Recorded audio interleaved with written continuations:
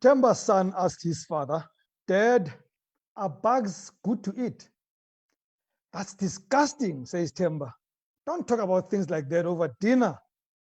And after dinner, slightly embarrassed, Themba goes to his son and says, "Now, son, what did you want to ask me earlier?" "Oh, nothing, Dad," says the boy.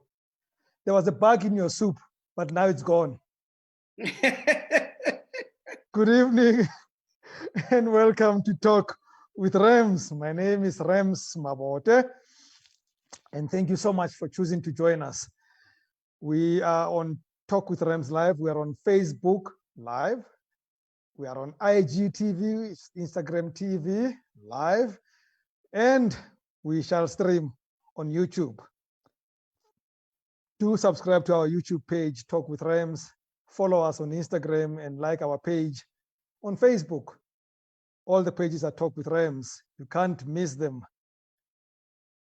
The special offer of a 50% discount on Dr. Thamis Banda's book stays on. We were reviewing today whether it must continue for much longer. We have decided it will go on for another 2 days or so. So go and subscribe to our page on Instagram, take a screenshot, send that screenshot to admin at Talk with Rams, and then tell us that you want to buy that book at 50%. And we can guarantee you'll have a better mindset. Catch the drift? You'll have a better mindset when that happens. So last week, at exactly this time, we spoke about customer service as offered to us by government, as us being customers of the government.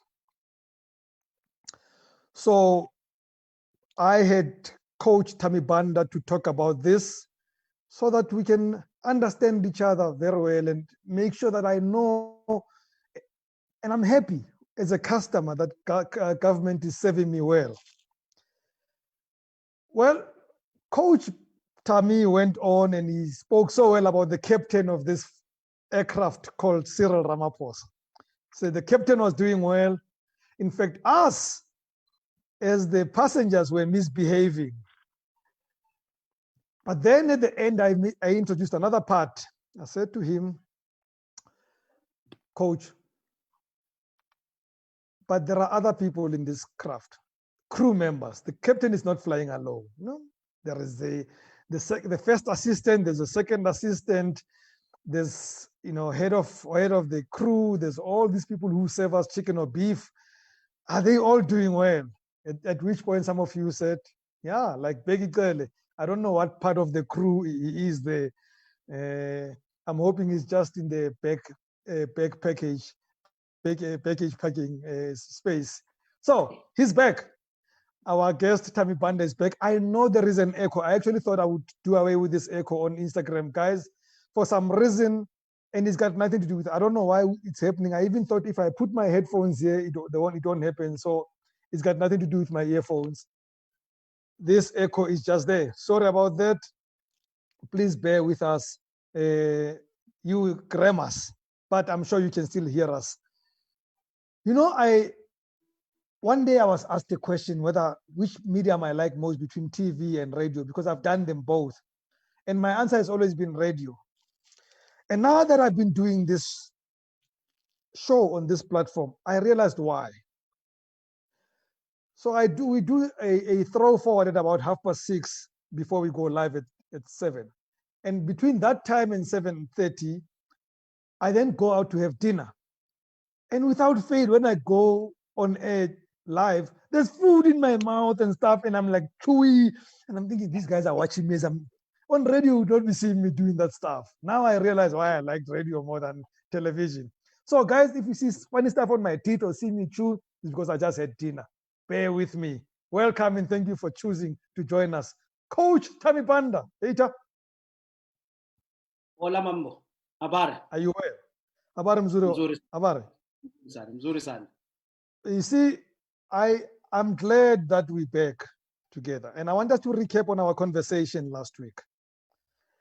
A lot of people, by the way, when they saw that you back, got excited. And I told you that our viewers like you. There is something about you, and I suspect maybe they like the fact that you drink whiskey. They're hoping one day you'll share with them. But whatever it is, they like you. When we told them you're coming back, they got excited. So I want us to recap a bit. We are customers of government as citizens, and we've been going through a turbulence called COVID-19.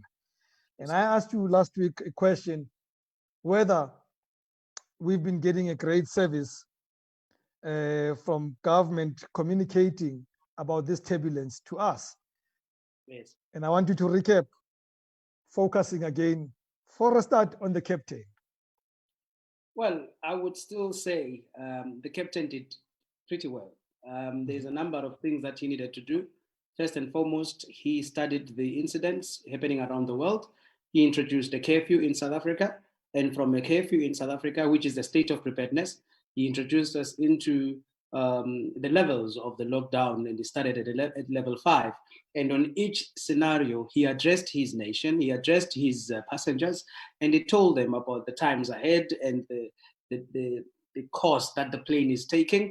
And then obviously he left it to be with the crew to disseminate the information exactly, because as a pilot, obviously, he's stuck at the cockpit. He's not there to check if I've got my seatbelt properly. He's not there to check if I'm going to the bathroom and all those things. And he's not there to make sure that I understand that I will not have my meal. So from that perspective, I still say the captain did well. And he just did so. About a couple of minutes ago, he was addressing the nation again on something that we've never heard, an imbizo on TV. You know, this is but you know, I'm not singing his praises, but I'm just saying from the situation report, he has done fantastic. Excellent. So you reckon the fact that there's still food all over the floor on this aircraft, there's food, there's drinks, hot drinks that spilled on my pants, there's a whole lot of a mess on this aircraft, is because we did not listen to the captain when he said we should buckle up and sit still. We certainly did not listen to the captain. I mean, I was having a conversation with my executive producer of my small studio earlier on, and she was saying, I don't understand why the government should be so blamed when actually they are trying to drive a message across about our lives. Why should the captain be blamed so much in particular, and maybe to a certain degree, some of the members of the crew, when actually the primary reason why we are in the plane is to get to our final destination. Meals are a luxury experience of the plane, of the trip, but the primary destination, if all of us were told between crashing and eating, which one do you prefer? We will say landing, and it would have not been any of the choices, because primarily when we fly, we want to land. We don't want to crash. So keep your champagne, keep your whiskey, and let us get there. Great. Please send us your voice notes on 0672718239. Voice notes, fellows, not text messages. Voice notes. We only do voice notes, and we'd like you to join this conversation. Is everyone else doing well in his crew, Mambo? Are we getting good customer service right through the value chain? No, we are not getting good customer service from the value chain perspective. And the danger of customer service value chain weakness is retaliation. And consumers retaliate in two critical ways. One, boycott the shop, which is primary. Secondly, boycott the product. And why am I saying that? I know we will still define what is customer service value chain.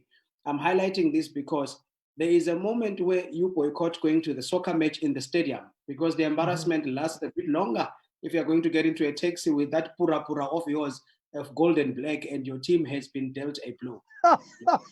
You had to go gold and black, okay. No, but I mean, there's a number of them that wear that these days, but we know who's been having muscles for lifting trophies. So it's a longer journey for you to get home, and you still have a Monday for a recap, even if the game was on Saturday. and Yes. compared to watching it on TV. But it's much more dangerous when a fan decides to even switch off the television set. We are on another level. So this is where we are saying there hasn't been good customer service from the crew. The value chain has really let the president down. In fact, they took the opportunity as a campaign to self-affirm their roles. We are not there as customer service practitioners to affirm our roles. We are there to affirm the product and the service that is being offered by the company that has hired us. So what is value chain then? Now that you've explained it, let's talk about the concept value chain. Look, value chain in my definition, and I always say in my definition because customer service, like all marketing concepts, are dynamic.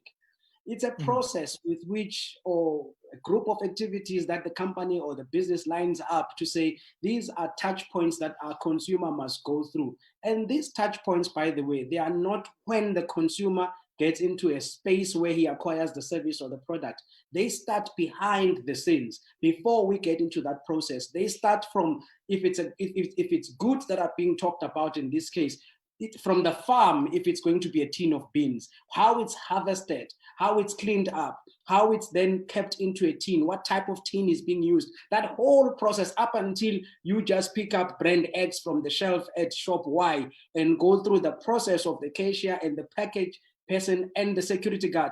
That's the entire value chain. So it's not selective. It comes from the seed itself right through to the last process where you get to interact with the product one-on-one in the comfort of your own home.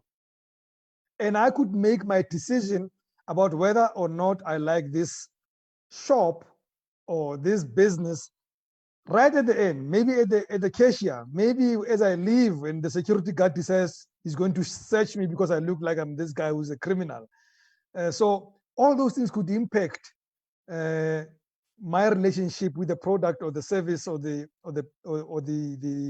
business that's serving me because of one weak link.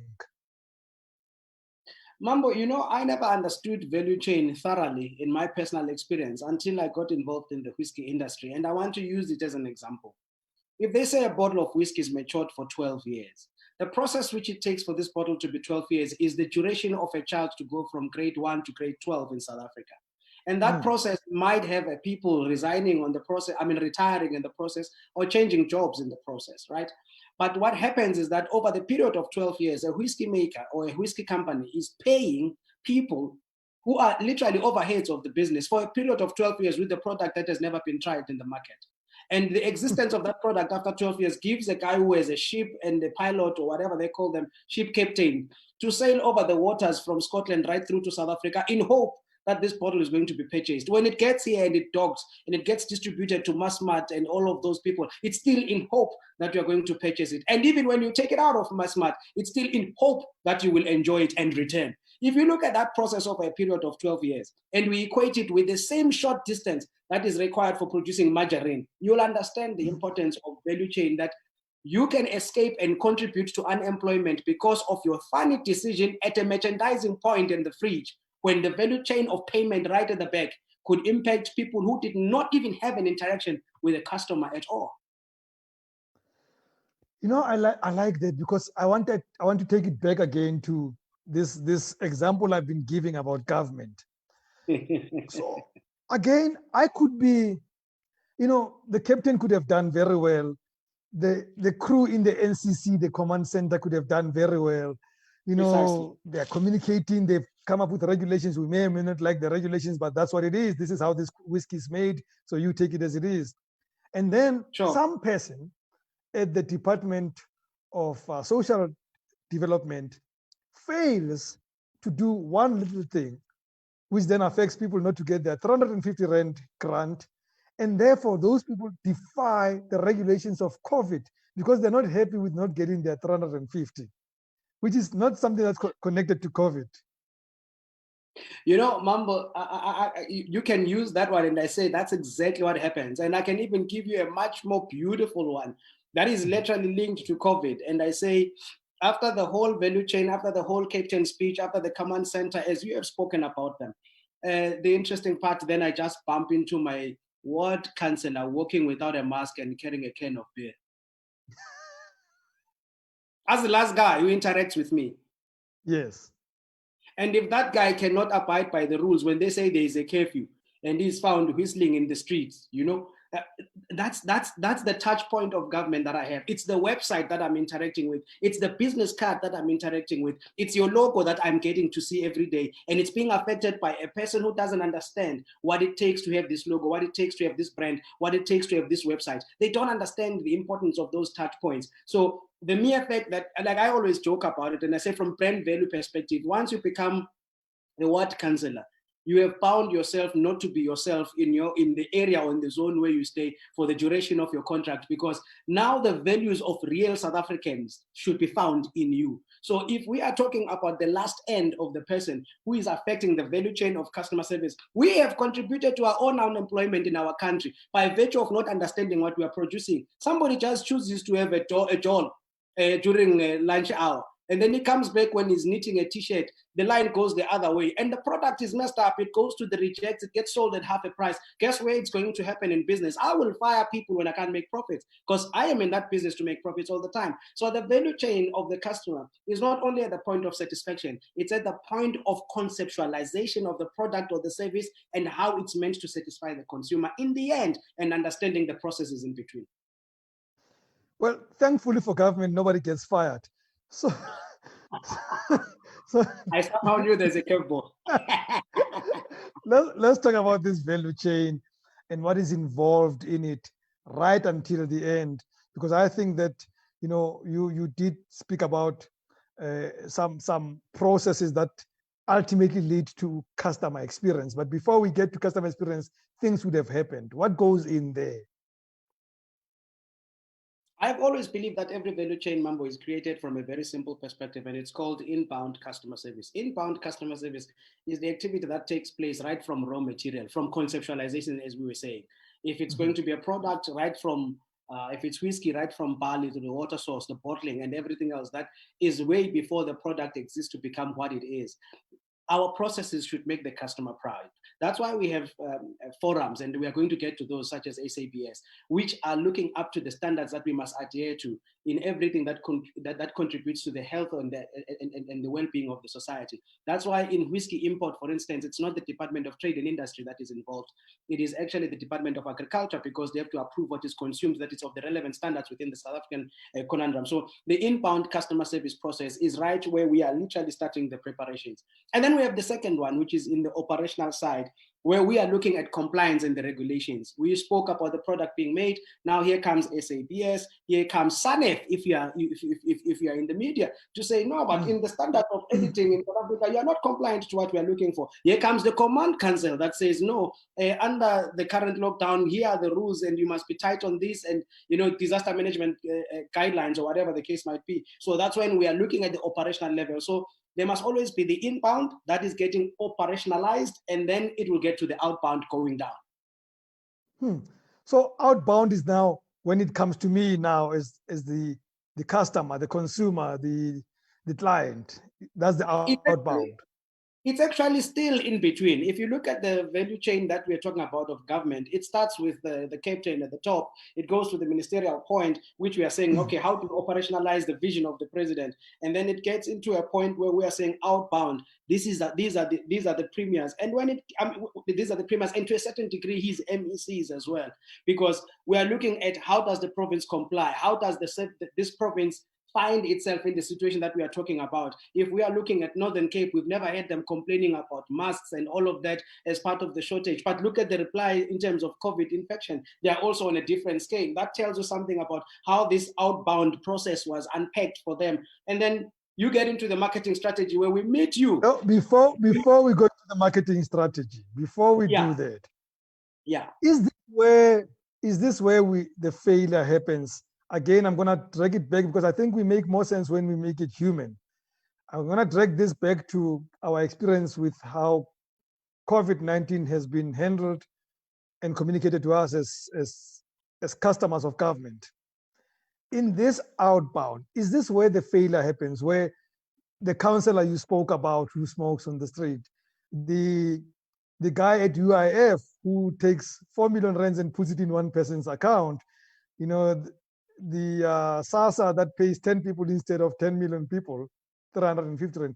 Is this where the failure has been in this value chain? Because I think in our value chain, the marketing has been well. As you said last week, there's been great marketing, there's been communication. But the outbound service has been, in my view, shocking. Am I right? Is my interpretation right? You are very, very correct on that. The outbound has not been precise. And one of the reasons why outbound gets to be much more sensitive, it's because we have a tendency to say it's their thing, when it gets to that level.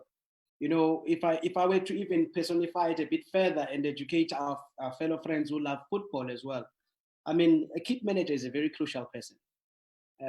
Because it can tend to your confidence as a player to find your jersey without your number. I mean, without your surname printed properly. I mean, it yes. affects you.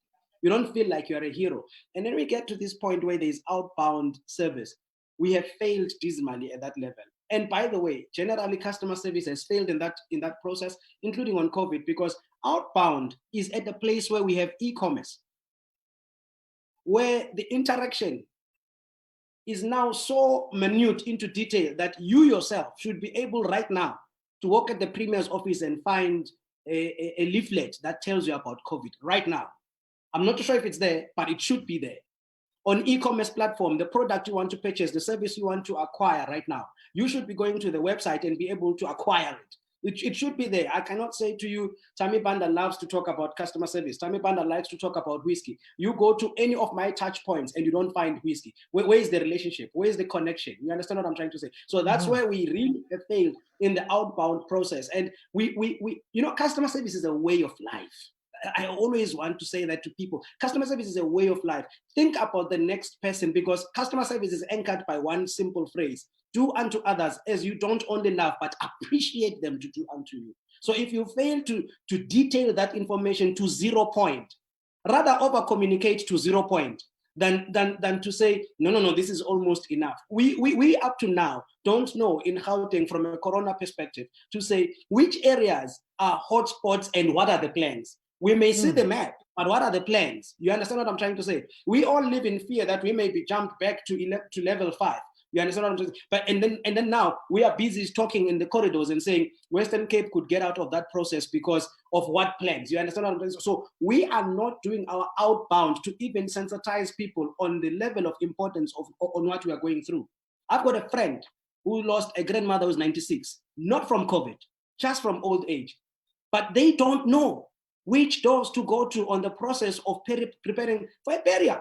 Now, if you have astute people going through that process, what about the guy who is still being in a shed in Alexandra for real? So, and we need to go to marketing and the last part quickly. We're running out of time. Sure. But I'm so excited about this outbound thing because I remember a story told by Raymond Ackerman. Yeah. And Raymond Ackerman said that I could run this great business very well. I've thought about it. I've done a number of amazing stuff. But the one thing that's my secret is my people. So every morning, I insist that I gather my people and remind them of the values of this business so that whether it's the packer or the cashier or the cleaner, we are all the same in giving service to the customer that walks through the doors. And I feel that, and I'm trying to zone it into the people, most of the people who listen to us run their own small businesses and stuff. And I'm using business now because I think we fail to remind those who work for us about the values that we should hold on to give service to our clients. It's such a true point, Mambo. I think we can even take it to the values of our own homes. You know, if I say to my little boy and I say to my son, don't do 1, 2, 3, 4. He hears the message, he respects the father, but it doesn't hit home. It's one of the warnings he gets of things that he shouldn't do. But if I call him by the totem and I say, Mkapunda, kwa banda, we don't do this. Something in him comes up because that totem is the anchor of the value system. Why Raymond Ackerman wants to remind them of that? It's because he wants you to leave what they documented. And you know where it's that? It's step number 1 of that value chain. Product was non-existent, but this is what we wanted to do. Yeah. Okay. Now let's talk about marketing as the next part of value chain. Yeah. So in the marketing, the marketing side is one of the most interesting ones. I think I don't want to use the phrase that some people use in the communications place or space. we get to clean even sometimes the mess that happens at the back end. But from this perspective, the marketing part is meant to entice the process of the purchase. It's meant to say there is this product here and this is how you can acquire it. So if that communication is not there, if we cannot find a place that literally tells us who you are, if we cannot differentiate you from a brand or from a logo perspective, imagine if you are a service provider and you are doing cleaning service and you've just pitched in my business alongside other 5 service providers. If your profile cover does not have a logo that stipulates who you are, should I really have the time to page to see, oh, this pitch was coming from Mabote and Associates? No, these are touch points that we should always have to say, how do I make it easy for me to be identifiable? Do I know the difference between a no-name brand and brand X? Do I understand why I have this logo? What does it mean to people? By the way, what is the shelf life of my logo? When would the turnaround be to change it? Because I understand when people have it, they understand. You know, I grew up being told people were born like this. I'm not a Pirates fan, but it has always reminded me I should be mindful of the Buccaneers. Bopa. Okay. And then finally, service and experience. I mean, that's the cold phase where I then get to meet with this thing that I'm buying, which is not always physical, is the experience. In fact, if you want to put it in the township lingo of what you always say, it's your buck's worth. That's what it is. It is what you pay for. So if I purchase this iron and it comes from company X and I plug it, because you know what, let me be honest with you, an iron is meant to iron. Don't be fooled by putting on a little bit of sleeve saying I'll read that manual. I'm sure as a living hell member, you've never read the manual of an iron because you know what it's meant to do. They come with manuals actually. You know, imagine Tyson trying to say an Adidas football boot is meant to do this. He knows what it's meant to do. Yeah. We discover the excellence part of the product later on in life. So in this case, do the basics as a producer, do the basics as a businessman. What is my plug and play for this person to understand this? You know, do I open up a bottle of whiskey and say, oh, yeah, fresh smell of the Highlands is coming through? Do I do that? Do I give them, there was a time when one beer company used to advertise not the brand, but make people feel that they were part of the brand by just knowing a gentleman called Charles Glass, you know, yes. and people will play things about the glass. And they played things about the Charles concept. They had numbers 9644 as part of what glass was written like. But that's what you are looking for, the small touch points that make the consumer feel, this is the one to have. This is the one that I like. I always love this concept about money. I know we're getting into plastic money and fictitious money these days. But you know, if you go to a blind person and ask them how do they feel the note, they show you the dots that tell you that 2 dots is 20 rands, 3 is 100 or whatever the case might be. And when you touch it and you feel the texture, it tells you what it is. What is the touch point that the consumer, when he looks at your product, feels, this is my point of reference and this is my point of association with this product. And when you have defined it, is it clear enough? Is it visible enough? Is it associated enough with the consumer that even the person who is explaining about it on the shelf can easily highlight it? We make 2-button suits that are having slined pockets. We specialize on waistcoats that are only having 1 button. This is who we are. You won't find it anywhere else. Anyone else who does this is copying who we are because this is our identity. And you know, this is Tiger of Sweden. Wow. And in all that process of service and experience, we would include things like maintenance, repairs, refund, because that matters to me, knowing that I can go back and know that you will refund me if I'm not happy, or you will repair my product if I'm not happy. Yes, and that part comes to the sleeve, which I was highlighting earlier. I was giving you an opportunity for that question, Mama, because one of the greatest things that is interesting from a product perspective is that typically, as a consumer, what you want first is plug and play. Get into the car, switch the ignition on, and drive out of the showroom. That's what you want. When you discover that you can shout Mambo and it dials him, it's later on the journey. You might have been told by the salesperson, but what was more impressive to you is that I have this vehicle, I have this new thing that I need to show off. So because products are an extension, products and services, in fact, are an extension of our personality. There are people who are proud that they buy sneakers and those sneakers get cleaned by a professional person. They are not just cleaning a scrubbing brush at home. It's an extension of a personality. Now, if you know your consumer very well and you've identified him very well, when you define a touch point like that, you've got to know also that if you damage the goods, what do you do? What is the turnaround time of the complaint? What are the processes in line on the duration of the complaint? My shoes have been damaged. Okay, sir, we will repair this. What are the 3 things that your salesperson should know top of mind, or your interface person should know top of mind, that in 2 days we must communicate that this has been received at our factory, this is at this stage Y, it's going to this stage Y, our examiners are looking for this. You know what, sir, we discovered that the defect cannot be fixed. We've decided to completely refund you, but there's an option for you to get a pair, and it comes with a pair of socks as well for free if it's a sneaker. You know, those processes should be there, not reacted upon by the level of anger of the consumer. They must be natural. That I've made my girlfriend upset, but I know that she loves chocolates and roses. That's a very funny way to leave this conversation. But I think I get your point.